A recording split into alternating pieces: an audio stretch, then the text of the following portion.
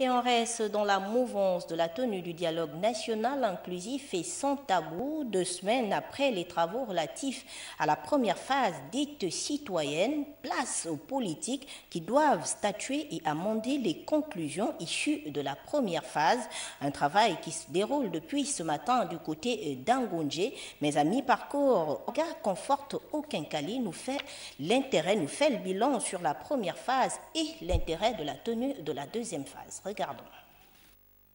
Au moment où s'achève la phase citoyenne du dialogue national et s'ouvre la deuxième, dite politique, tous les acteurs concernés à un titre comme à un autre ont pris ou prendront des décisions fortes pour un changement radical de comportement, mais aussi du microcosme politico-socio-économique du pays.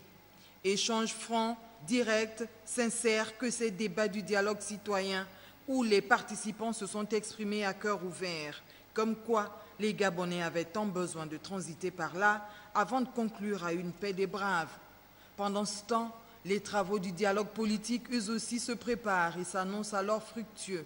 D'abord, une plénière en 2 étapes. La lecture, ce 12 avril 2017, du rapport général des panels du dialogue citoyen, puis les communications des institutions et personnalités invitées.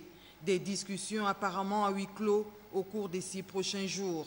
Un huis clos dont les travaux ne devront véritablement reprendre en plénière que le mardi 18 avril 2017, par la mise en place des commissions dites encore panels à la phase précédente.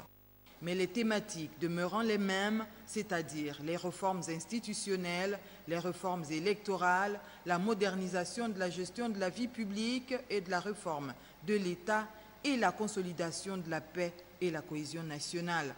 Ainsi, il convient de s'interroger tout naturellement, à quelques heures seulement du début de cette phase, sur l'intensité et la clairvoyance des discussions comparativement au débat issu du dialogue citoyen. Il ne nous reste donc plus qu'à espérer, à côté du ministre d'État en charge du dialogue politique, Maître Francis Keyanzige, que les propositions y relatives tout de suite, afin qu'elles soient applicables, obligatoires et converties en texte de loi, soient introduites dans l'ordonnancement juridique du pays.